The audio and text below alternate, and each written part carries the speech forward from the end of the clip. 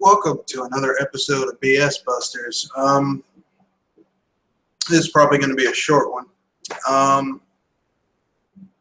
Basically, the topic of this BS Busters is the fact that, essentially speaking, an acquaintance of mine, Dr. Feelgood, essentially about 18 months ago, 2 years ago, did a series of podcasts talking about Nintendo creating their own ecosystem, basically cordoning off and corralling various Japanese third-party developers and essentially creating their own pipeline of games to come to their next system, essentially cutting out their reliance upon Western third parties. When I say Western third parties, I mean the big three, the EAs, the Activisions, the Ubisofts. Indie support, they've been kind of going for Japanese third party support. But the big three, the big games, your Maddens, your Call of Duties, your Assassin's Creed, they basically have created their own little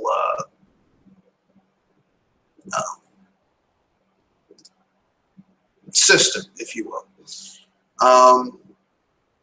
So essentially, this podcast is going to be me talking about these things. Might be joined by other people, but I mean, if they don't come, they don't come. So I guess we've got 5 topics to go over, and I guess we'll start with the first one, which is in light of Japanese third parties essentially putting forth, if not their A game, their B game for the system, what games would we like to see on the Nintendo Switch? Well, I guess the first thing would have to be I would really like to see on the system, in light of Capcom putting another iteration of of Street Fighter 2 on a Nintendo system, I'd like to see a Final Fight iteration. Maybe the entire trilogy, the SNES console trilogy. Well, maybe not SNES. Maybe an arcade perfect port of Final Fight 1, Final Fight 2 and 3, combined into one game, maybe with some modern amenities, 2-player online. I'd like to see that on the system because that'd be cool. If you have any questions and you're watching this on YouTube, you can leave a question in the YouTube app. That would be very useful. In the chat app, just put Q and hyphen or period and then your question. Devilbat Ghosts, hello, how's it going? If you don't want to use that method of questioning, you can also, I'll put a link in the chat section. If you click on that, you can also ask questions there in the Discus panel, and I'll definitely get them then because I have the Discus panel open right now as we speak. So,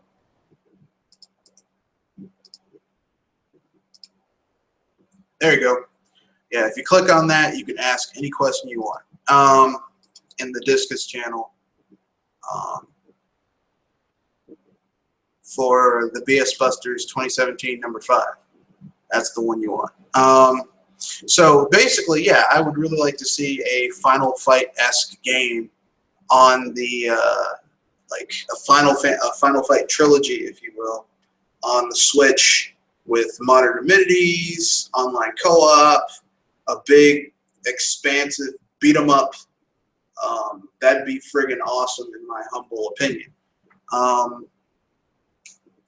And speaking of Capcom doing that, Arc System Works now holds the rights to Double Dragon. Hell, give us a Super Double Dragon follow-up. I mean, Double Dragon 4 is okay, but it's really hard to play those NES style beat 'em ups nowadays. I mean, they're kind of rough. So essentially, yeah, I'd like to see that. I've always been a fan of beat 'em ups. I would say I'd like to see a reissue of the old 16-bit Final Fantasies on the Switch, but considering how Square Enix fucked those games up, no. They're already doing Octopath Traveler too. Apparently, they can't focus on multiple projects at the same time because, I mean, as we can see, they haven't even started making Final Fantasy VII, and they haven't really been working on Kingdom Hearts 3 either. So I'm a little bit iffy about trusting them. Hello, Wonder Dean. Oh, hello. How's it going? It's going well. That's all right. Well, we are just talking about some of the topics in today's BS Busters, which is basically the topics are the special relationship the Japanese third parties appear to have with Nintendo now because they're actually supporting the Switch with some. I mean, they're not AAA games, but some decent quality games. Well, ostensibly, because all that stuff is only announced at this point. Well, I mean, you've got Capcom with another iteration of Street Fighter 2, but sorry if I sound a bit nasally as well. I just got off of a cold. Man, it's okay. I'm using my exercise iPhone earbuds, so everything sounds like I'm slightly underwater. So, but yeah, like I have at this point, the sky's the limit. What third-party Japanese games would you like to see on the Switch now that, I mean, they're actually putting some decent support behind the system? Japanese third-party support. Yeah. Well, I mean, Square Enix is already putting Dragon Quest and that new Octopath thing. Both of those look pretty decent, so that's good. I completely forgot. I completely forgot about that Dragon Quest Heroes 1 and 2 thing. I completely forgot about that game. Didn't they say they were also releasing some numbered titles? I think like 11 was going to be on that. I don't remember. Yeah. It's getting the Switch is also getting a Tales of game, although I've never played those, so I wouldn't really know the significance. But it'd be nice if we got a Guilty Gear on it. Yeah, I'm pretty sure Arc System Works will do that. We'll put it on. It's getting Blaze Blue apparently, but who knows? I mean, if it's getting a Blaze Blue, it's probably going to get a Guilty Gear because those two titles tend to come hand in hand. Like if a system gets a Mortal Kombat, they tend to get a Street Fighter 2. I don't mean Street Fighter 2 the game. I mean Street Fighter TOO. As well. Yeah, as well. Yeah. Because there's been odd men out. For example, Street Fighter 4 is on the 3DS, but there's no Mortal Kombat on the 3DS. And Injustice, which is technically a Mortal Kombat game, came to the Wii U, no Street Fighter game on the system. So, I mean, you know, there are odd men out. I can't really think.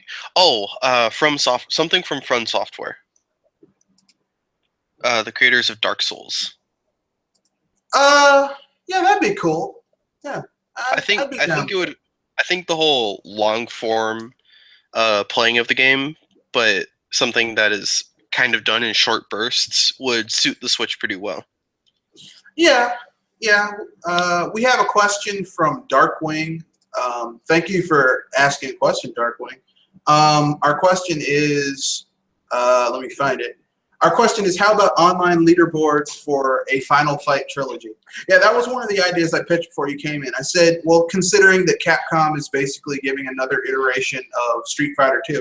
I mean, I know some people are mad about that. Look, I wanted a new Street Fighter.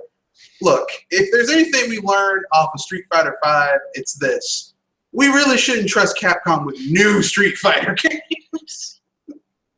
So, or at least when it's backed by Sony. Yeah, well, I mean, Street Fighter 4 to some people was not that good either.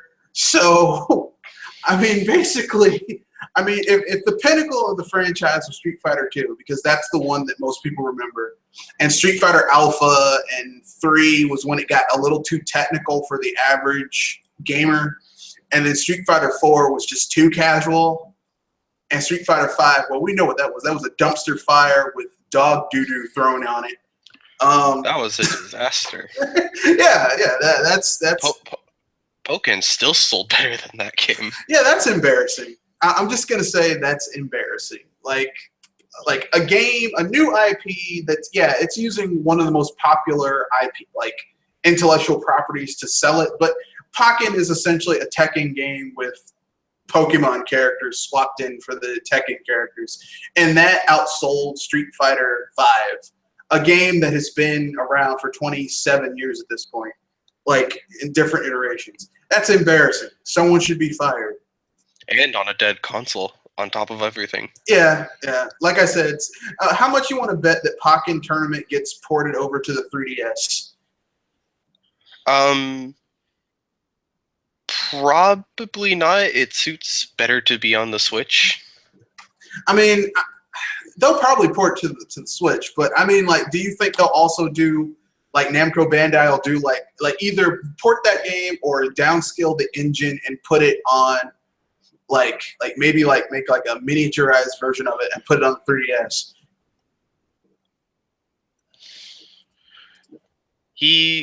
I could see it, because all the buttons are there for it. Yeah. And it makes a certain degree of sense. Yeah. Although it's kind of pointless with the Switch coming out, because anything that could be done on the 3DS would also happen on the Switch anyway. Yeah, but it's just more money. I mean, look, I've said this before. You don't want to cut off revenue streams. You want to have as many different revenue streams as humanly possible. So yeah, the Switch is awesome. The Switch is probably going to sell. I'm projecting the Switch to sell in the first year 5 million. 5 million? Yeah, that's actually pretty conservative. Yeah, that's actually pretty conservative, because Nintendo's pulling some really hefty advertising muscle. Well, they got that Super Bowl commercial stuff.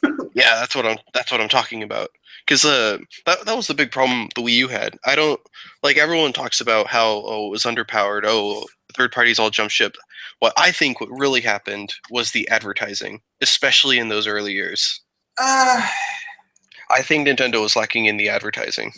I think that the advertising wasn't clear and concise. They had advertising for the system, but it wasn't like, okay. I remember only seeing like one TV commercial. You're preaching to. I mean, I guess because I'm a hardcore Nintendo fan, so all their products, all their gaming products, handheld and console, I'm like, okay, I know exactly what it is. But I mean, I guess for the average consumer, it was like the commercials weren't what they wanted it to be. I guess, I don't know. But for me personally, like I remember seeing like 3 commercials for the Wii U, and I pretty much knew what it was right off the bat. I knew that it wasn't an addition for my Wii. I knew that the gamepad was its central feature. Like, I wasn't confused. But the thing is like, the problem with the Wii U, what really hurt that system, in my opinion, was a combination of, like, the advertisement wasn't clear to the base consumers. Nintendo couldn't get their heavy hitters out fast enough to really sustain the system, because initially, like I said, the first 2 or 3 months of the system, it was actually doing pretty well. But when you had that 6 months drought, like the year after, like it came out that holiday season, and then January drops and there's like practically nothing, and games were getting moved and canceled and ported over to other shit. And I'm still laughing my ass off that those games that Ubisoft called themselves moving over just flopped miserably on everything. Rayman Legends. I can't forget. I can never forgive Ubisoft for how they treated Rayman Legends. Oh, you think that's bad? That game was supposed to come out a week after my birthday. Like, that game was supposed to come out sometime around my birthday too. Yeah, like I pre-ordered that game. I'm like, man, this shit's gonna come out and I'm gonna play it for my birthday. It's gonna be awesome. And they fucking canceled it. I'm like, you motherfuckers. I waited till that game was $10 on sale, brand new at Best Buy before I played it. I got it as a download for like $20 for a sale. I didn't even do that. I was like, you know what? Ubisoft, I'm going to wait until you make no money off of this game, and then I'll buy it. And that's why I waited till it was like $10 at Best Buy. I was like, you know what? F you, Ubisoft. Maybe it'll get a renaissance on the Switch, though. Well, shit, they're going to re-release it again. Might as well. Unfortunately, I already have that game on the Wii U, and I have the other game on my PC, so it's like, I mean, that's one of the problems of having multi-plats is that, like, if you already have it on one system, is it really worth the other system unless they add unless they add some compelling thing to it to make it different? Will they? I don't know. But, well, in regards to the whole software drought, I think Nintendo is, like, specifically targeting that with stuff like Splatoon 2 and Mario Kart Deluxe. Yeah, which I know Deluxe. People like to call me a Nintendo fanboy, but no, I'm not buying Mario Kart 8 Deluxe because the shit that's in that game should have been on the Wii U version of that game. Yeah, I'm not too hot. I'm not too hot about that price. $50 is way too much for that game. Well, I mean, apparently Breath of the Wild on the Wii U is also $50. I did not know that. I thought it was going to be a $60 game. But not the Wii U, on the Switch is $50. I was like, wow, I thought it was going to be a $60 game. Oh, well. I'll take it. I wanted that $100 special edition. I would have got that. Yeah, it's sold out everywhere. Yeah, I tried to get that, but it was, I'm getting all my stuff through Amazon because I've got Prime, and why should I stand in line or go to the devil, GameStop, and pre-order it. And the devil's little cousin, big fat cousin with his pants hanging off his ass, Best Buy, or the devil's fat cousin's big fat sister who's a slob, Walmart. I decided not to. So I was like, I can't, no, I'm good. I will not be going. And then there's the devil's uncle, which is Amazon, which is just as bad, but Amazon comes directly to your house, so I can't really. It's like I get home and I'll go up to my front door. I'm like, oh, a surprise. Yeah, all the Amiibos are getting sold out too. Yeah. But, here's what I'll say about Nintendo. They make a small stock, they ship it, and then once it's sold down to where it's gone or close to getting gone, they make some more. Like, they're pretty smart with how much they're supplying at a time, and I got to give them props. Let's see, what else?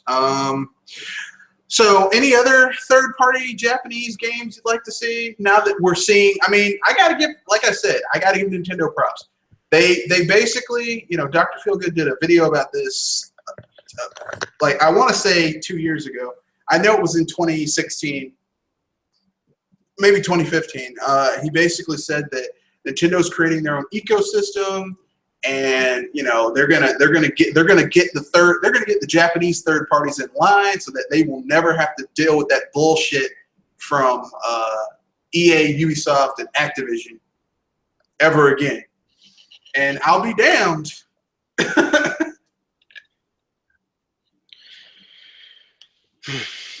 I can't really think of anything else in terms of in terms of Japanese third parties. Give me some names. Let's see, Sega, Namco Bandai, Capcom. Sega's already getting their Sonic stuff on there. SNK. It'd be great if Platinum made another game. Yeah, Platinum works really well with Nintendo. Yeah, look, here's what I want to see: another Wonderful 101. Yes. Could you imagine the shit you could do in a Wonderful 101 with the HD rumble? Like make the thing into a glove, and then make when you punch enemies, if they're too powerful for your glove, the rumble feels different if your glove isn't powerful enough. So then you got to go add more dudes to make it even bigger so that you can hit them hard enough to. Oh man, I'm so ready. I'm so ready for Wonderful 102. I'd do it, or do Wonderful 102 or Bayonetta 3. I don't care. Hell, yeah, who cares? Team up with the people that you hate, Capcom, and make a Final Fight 4. I'd deal with it. Because, we know Platinum can do action. We know this.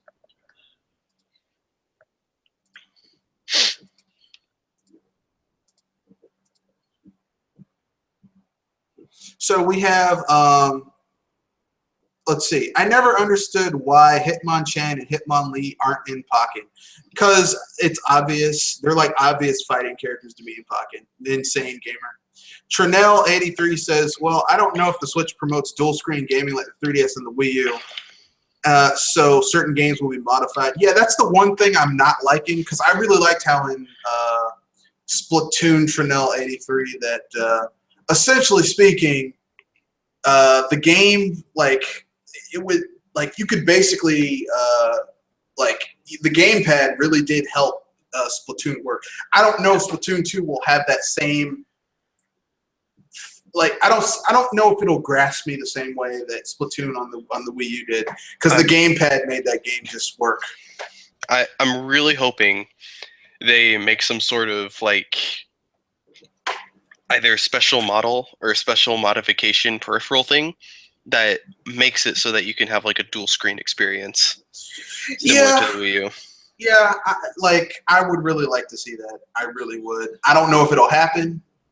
Like, I don't, like, personally, I think Nintendo will do, they'll probably make some game where you'll need two game pads in order to, well, I mean, shit, it's a gamepad. It's essentially, the Switch is a gamepad. So, it's a gamepad. Essentially speaking, I think they'll come out with a game where you'll need a second gamepad to play it, and they'll probably charge like $100 for the shit. And basically, like, it'll come with the game and the extra gamepad, and that's it. And that's basically how you'll, like, that'll be, like, the gamepad will run the game, but then you'll have the second gamepad being your gamepad, which, I mean, whatever. It is what it is. I feel sorry that Nintendo feels they have to bury the Wii U, but, like, the dual screen gameplay of the Wii U, but because the Wii U, I mean, yeah, I know a lot of people shit on that console, but the Wii U was a great console. And I shouldn't say was. It is a great console. As a matter of fact, it's the only pure gaming console of the 8th gen, because the Xbox One and the PS4. Yeah. But both technologically and sort of in library, I think it was the most impressive and best console of this generation. Yeah, I definitely had the most fun with it. I really did. I have not really, like, I don't own an Xbox One or a PS. Well, I mean, I have a really powerful gaming PC, so I guess I kind of own an Xbox One. But I don't own an Xbox One or PS4, but I've played, like, I'd say 80 hours on both of them, like going to my friends' houses and stuff. And I am just not impressed with those consoles. They are not.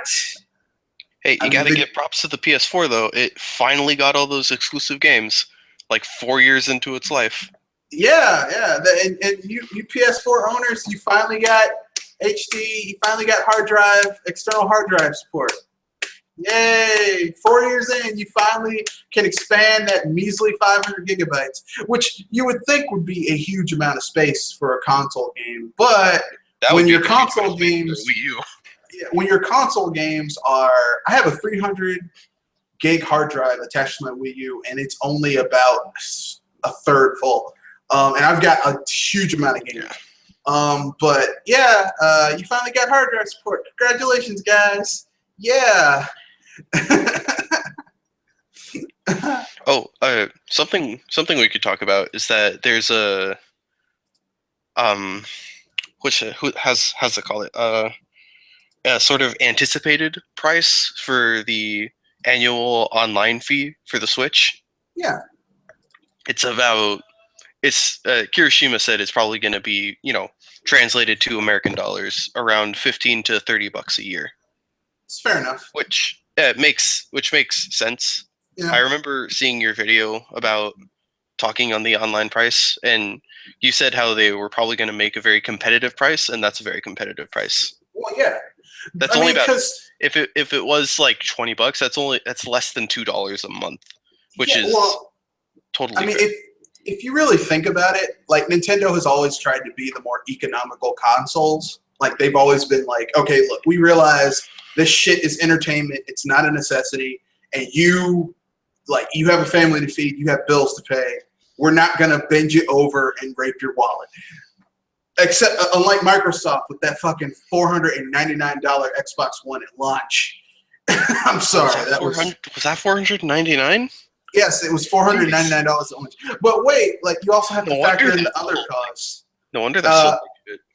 Yeah, it was $499 at launch. Plus, it came with one controller. So if you want a 2-player game, that's another controller. The controllers were $60.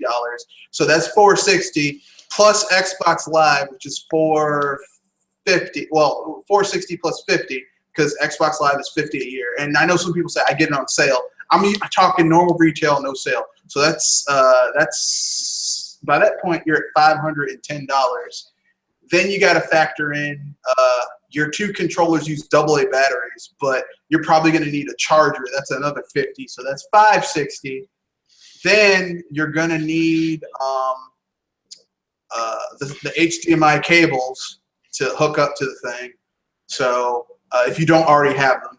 So most people by now should have HDMI cables somewhere in their house. So I'm not going to include that. But yeah, I mean, plus tax, let's say $600. $600 console. And then you got to get a gold membership or whatever. That's with probably $30 or $60. Yeah, they got rid of the gold pay cap. So like it just became Xbox Live, but that's still $50 a year. If you don't get it on sale, and I wasn't including the sale because normally people are getting, the average consumer is not going to get it on sale. They're just going to get, Xbox Live, whatever.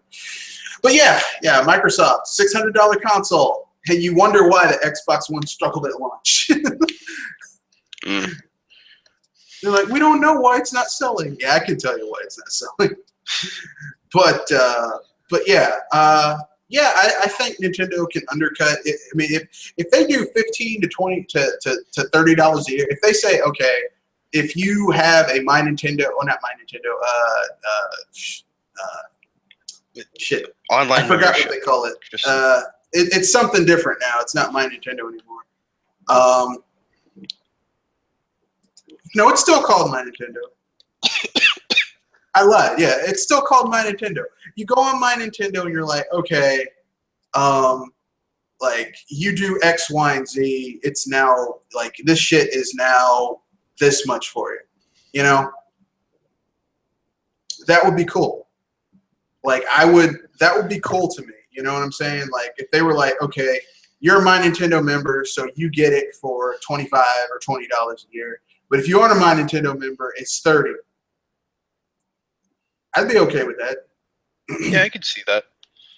Maybe some other bonuses through My Nintendo, because My Nintendo still feels like it's in a sort of beta state. Yeah, I mean, they still don't really give you points for physical purchases, which is bullshit. It's mostly through their apps. Like Fire Emblem Heroes and Super Mario Run and Miitomo all have like a ton of ways you could get like platinum coins. Oh yeah. But like other purchases are still like through their digital store. Yeah. They also unfortunately don't have like what Club Nintendo had, so you can't like redeem physical purchases. Yeah, that's the thing. Like they need to make it like, and I'm not saying that you need to do codes anymore, because at this point, if people use code, like people were gaming the system with the code system. I understand that. But with physical games, all it has to say is, okay, like it physically registers the game to your My Nintendo thing when you play it. So it's like, okay, this is your game. This is physically registered to your thing the first time you put it in your console. And then it's like, okay, now you own this game. So like an imprint, like a digital imprint. And then it sends it to My Nintendo. It's like, you own this game. You get, I don't know, $50 worth of gold things, because that's how much you spent to buy this damn game. Like, that's a problem when you're buying physical copies and you're not getting anything out of it.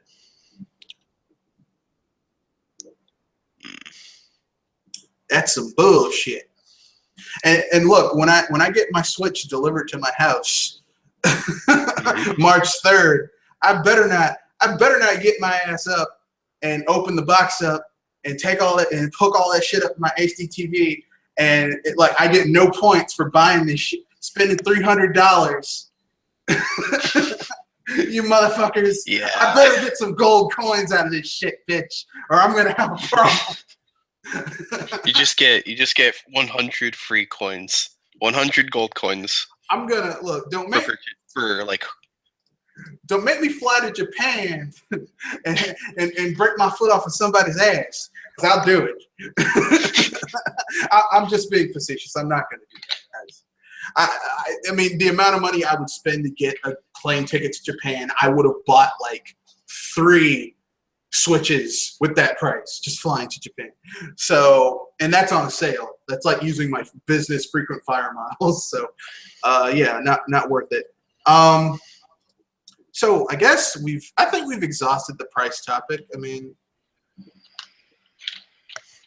I just because we have a more definitive suggestion about the price. Yeah. Though I don't think we still know everything that we can do with this online thing. No, we don't. We don't have all the information at hand. You're right. There's still a lot of stuff we don't actually know about their plans with the Switch. So we just have to wait till March, I guess. I'm going to be excited to see what comes out the pipeline. I just hope they don't add VR, because to me, VR is just such a waste of time. Yeah, that's a fad. That's a fad that I think is going to crash and burn pretty soon, because there's still no like cheap, sustainable way to use it, in my opinion. Well, yeah.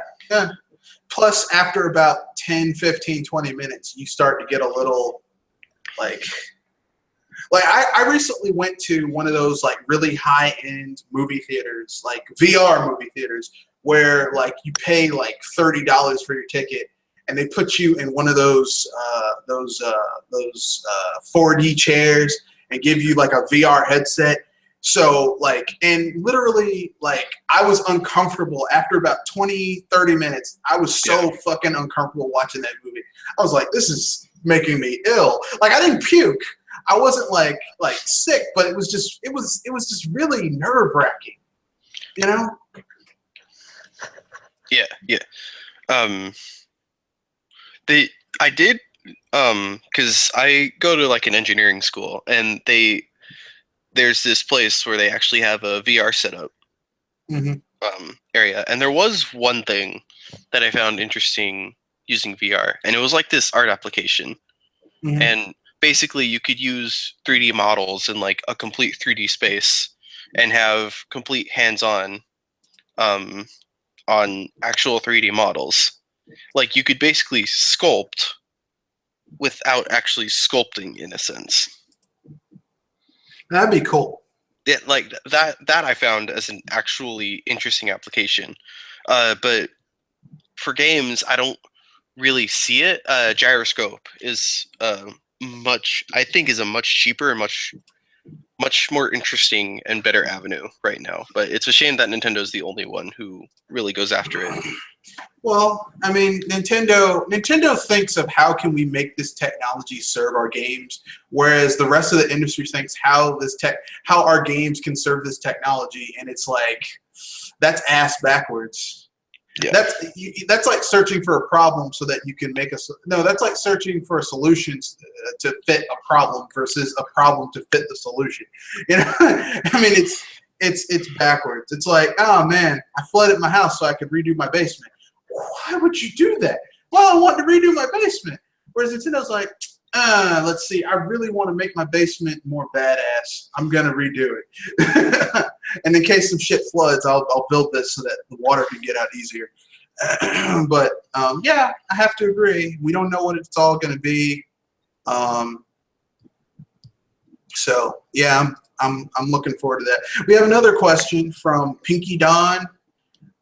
Will Nintendo's new ecosystem help Japanese third parties that are corrupted by Western influence, example Capcom, bring back the quality of their games, or are they beyond help? I'll let you answer the question first. Wait, where was this question again? This is on Discus, because I have a Discus thing, because it's easier for me to open up a forum for my BS Busters or whatever big video I'm going to do, and then people can just ask all the questions they want, than for me to go through the chat, because people make comments, and I can't keep up with all the comments, and very few questions are asked. So it's like, it's easier just to have a separate place where people can ask questions. Right. Okay, so environment, so that Nintendo setting up environments so that basically third parties could be better. Only if they start like actually putting their games on Nintendo systems. Because I think the big proponent to this problem is Sony. And they've been a big proponent to this problem for like 3 generations, and no one really talks about it. Because what Sony does is they don't have the talent or heavy enough incentive to keep those companies so loyal, because they have to like actually pay them to an extent.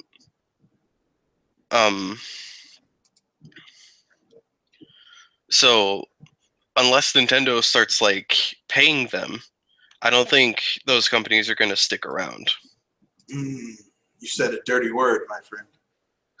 a true dirty word in the industry. Money hacking. Oh. Okay, so that was that's your thoughts on the question? Yeah. Okay, then I guess I'll tag me in, and I'll take a stomp. I'll stomp the dude while he's on the canvas. Well, Nintendo's new ecosystem helped Japanese third parties that are corrupted by Western influence bring back the quality of their games. Are they beyond help? I think that just by inherently working with Nintendo, like, I don't think all their games have to be exclusive, but there is, I mean, Wonder Dean was right about this, is that companies that work with Nintendo, especially with exclusives, that really utilize the hardware and the little unique gimmicks. I know that's a dirty word in this industry. Make those games really well. Like, I enjoyed Persona Emblem, aka Tokyo Mirage. It was really fun. I would like to see a sequel on the Switch. That game could not have been made the way it was if they had tried to port that shit over to the PS4 and the Xbox One and PC. The fact that it was only on the Wii U meant that they could focus on the development of that one game, and they could really like work with the system, and like really like shit wasn't all spread all around. And I think that, like Atlas did with that game, I think if Namco Bandai, I mean, because you don't need a huge team to put games on the Wii U. I'm sorry, on the Switch. I mean, you don't. Like, from what I heard, it's a very easy system to port to. It's a very easy system to develop for. Well, I mean, that doesn't mean much. The PS3 was like a notoriously hard system to develop for. That still kept getting games. Yeah, but Sony was paying for that. Yeah, that's what I mean. I mean, let me put it this way: Nintendo is not going to money. Okay, unless it's an exclusive, Nintendo is not going to help. Is not going to give you any money for that game. Now, if it's an exclusive, they will help you make the game. They will even help you develop the game. They will localize it. But if it's like on a ton of other different shit, Nintendo is just going to be like, well, take your chances. And sometimes it pays off. Like, I'm trying to think of sometimes where they took a game and went multi-plat with it that was a Wii U exclusive, and it paid off. Rayman Legends made a little bit of money back, but the amount of bad will Ubisoft garnered didn't really help long term. So,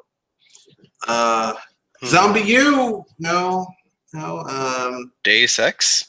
Deus Ex? Director's Cut? Wait a second. That game, that franchise has been put on hiatus. Well, it did come out with a game recently. Critically acclaimed too. But the whole thing is on hiatus now, so it couldn't have done that well if it's on hiatus.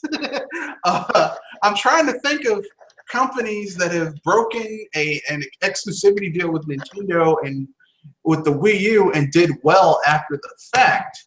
Huh. Well, I mean, there was Platinum with Scalebound. Oh no! That was never good. That was never a Wii U exclusive. That also wasn't Platinum's fault. Yeah, I'm trying to remember a third-party company that went multi-plat with a Wii U exclusive. Like, I don't like Lego City. I don't think it's gonna do well on the Xbox One or the PS4. Might do okay on the PC, but that's a big if. Because Lego games only do well on the quote-unquote kiddie console, the family-friendly console. So, So my overall answer to you, Peaky Don, is yes. I do think that Nintendo's ecosystem will help make Japanese third parties better. If not just showing them how they can make games like staying constrained within a budget and make money off of it, because not everything has to be AAA. Like, I don't know why people think everything has to be friggin' AAA. Not everything has to be AAA. Damn it. Bomberman is in AAA, and that's one of my most excited games for the Switch. Yeah, I am excited for that. Bomberman's back. He's not dead. And it's not that piece of. It's not in the style of that piece of shit Bomberman Zero. It's a proper Bomberman game. It's got a story mode. It's got multiplayer. It's got online multiplayer. I think I'm not exactly sure. I think it has online multiplayer. It probably does. Okay, it probably has online multiplayer. It's got Bomberman. It's got cute, inoffensive Bomberman who will blow you the fuck up if you mess with him. I'm loving it. It's got bosses. It's got treasure. It's got bombs. Yeah, it's got a story mode. It's got an arcade mode. It's got a versus mode. And so now that Konami's apparently gotten their head out of their ass about Bomberman, the only thing you guys need to bring back now, and you can put it on the Switch, I don't care, Goemon. Mystical Ninja, Goemon. Bring back Goemon. Hey, they can start by putting that on the Virtual Console. Yeah, and maybe a decent Castlevania game, please. And don't give it to a that'd be nice. And I don't want a damn God of War clone with in a goth setting. I want a Castlevania game. Bastards. Okay, so I guess I think now that we've eviscerated that topic, I was going to do a topic where Dr. Feelgood was going to talk about his idea, but I think I've already gone over the thing, and Dr. Feelgood isn't here. I don't want to butcher his thing. So I guess the third topic will be... by the way, Bomberman R does have online battles. Oh, there we go. Yeah. It's going to have online. Okay, but hey, man, we don't know if that online is going to be good because they're going to lock the voice chat to your phone. I'm being facetious. I'm messing with people because my third topic is a troll topic, and I don't care because it's my podcast.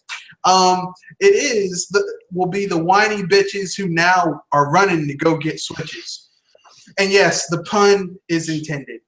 So I'll let you go first, whiny Wonder D. What is your thoughts? What are your thoughts about all of these whiny people in the YouTube gaming sphere who were bitching about the Switch, and then the more information that comes out that keeps on smacking them across the face saying, you shut the fuck up, you shut the fuck up, you shut the fuck up, and now they're like, I can't find a Switch. I want to buy a Switch, but I can't. They're running out of units. Like, what are your thoughts about these whiny bitches who are now running to go get Switches? I would say that I actually don't know very well because I don't really pay attention to all that kind of stuff here on YouTube. I mean, because I don't really watch that many of those videos. Because I feel like that at some point there's just kind of a back and forth. Fair enough. I'm in university and stuff like that. You don't have time to listen to that bullshit. Something like that. Although I do still watch your videos because they're pretty fun to listen to. All right. Thank you very much.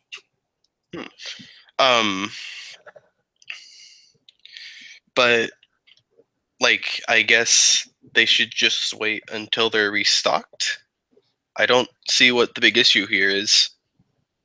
I mean, they're probably going to be restocked by spring break anyway.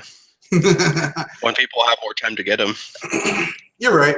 The only reason I pre-ordered mine was because I felt like it was going to be hard to find a lot of these things, and I was like, I just don't. I'm not going to feel like doing all that shit, so I'm just going to get it early and just get it out the way because I didn't want to deal with the bullshit. You know what I mean? Yeah. Somebody pre-ordered mine as a birthday present because it's very close to the release of my because it's releasing very close to my birthday. Yeah, well, I pre-ordered mine even though it's like a month after almost a month after my birthday because I was like, look, I don't want to wait until the thing is out, and I'd rather just pre-order it and have it bought and paid for, and then I don't have to worry about any bullshit after the fact. So that's what I decided to do. But yeah, I guess now that you've said what you want to say, I'll say what I want to say, and I'm gonna keep it brief. I don't really care what your thoughts are, like not you personally, but the people who are whining and complaining about.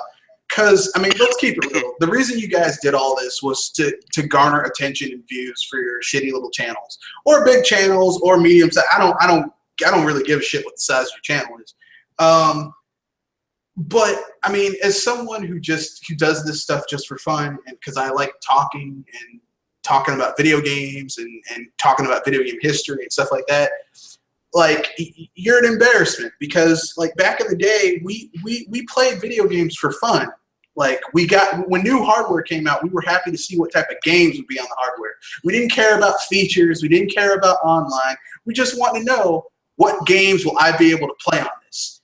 And for people to basically now be worried about stupid shit that didn't matter, 5, 6, 10, 15 years ago, but now it's a big issue, is ridiculous. So all I'm going to say is this: the reason I'm buying a Switch is one reason and one reason only: Nintendo games and exclusives that are going to be on the system. That's it. Mm-hmm. Like, everything else is a nice bonus, but really it's going to be the first. It's going to be the first and second and third party exclusives. That's it. I don't give a shit about anything else. And for any third party multiplats, I have a gaming PC, so just get it there. It's not a big issue. No need to whine and complain about shit. Oh, Nintendo didn't do this. Nintendo didn't. I went out to eat. Nintendo didn't rush in while I was at the restaurant table and wipe my mouth after I got a little bit of stuff on the corner. I'm not buying the Switch. So I guess that's the third topic. Very, very quick. I would say the Q&A, but we already covered a lot of those questions. I think. Let me check. There's some stuff in the live chat.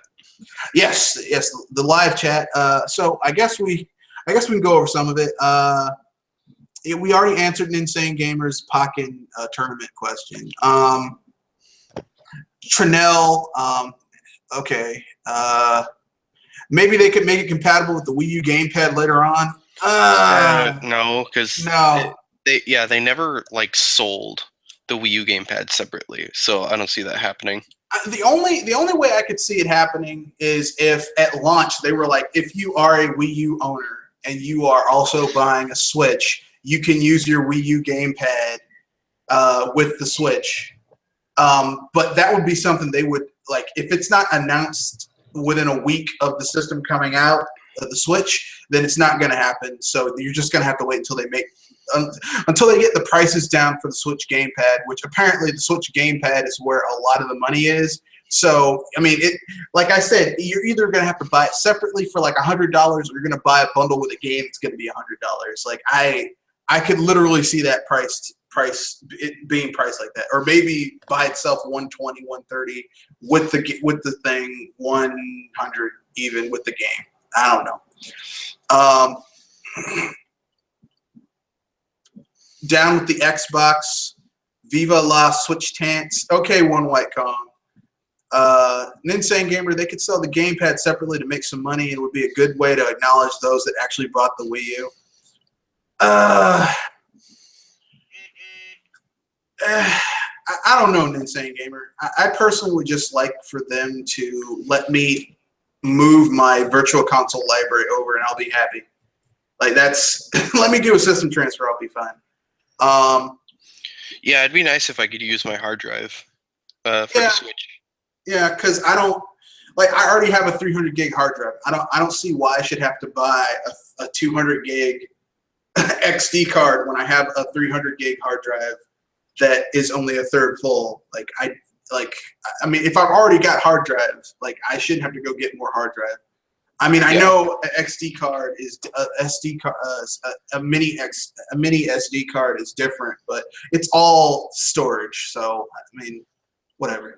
And an Insane Gamer finishes out with bitches be switching. Yeah. and not in a good way. So our final topic is people promoting anything that's coming up on their channel that they're doing, the future content. I'll let you go first, Wonder Dean. Nothing really. All right. So I guess it's up to me. My final topic, my upcoming content is stay tuned next week for Friday the 10th. I'll have another installment of my Foodie February movie reviews where I review movies about food. This week was The Stuff. It's a horror movie, but it's about food, so it counts. Next week's will be is a movie directed by Jon Favreau, starring Robert Downey Jr. and Scarlett Johansson about food. Yeah, you don't know what it is. Look forward to that, and also I will. The BS Busters next week will be just me talking about my hands-on experience with the Switch, because I'm going to a private event Friday afternoon, hands-on event. So look forward to that. I might do like a special video if I don't do the BS Buster because I'm tired or whatever. I'll do a special BS Buster. I'll put together something special for it. So you guys will probably like that. And what else? That's it. That's all I got coming up next week. So look forward to that. And good night. Peace. All right. And we are done. That's a wrap.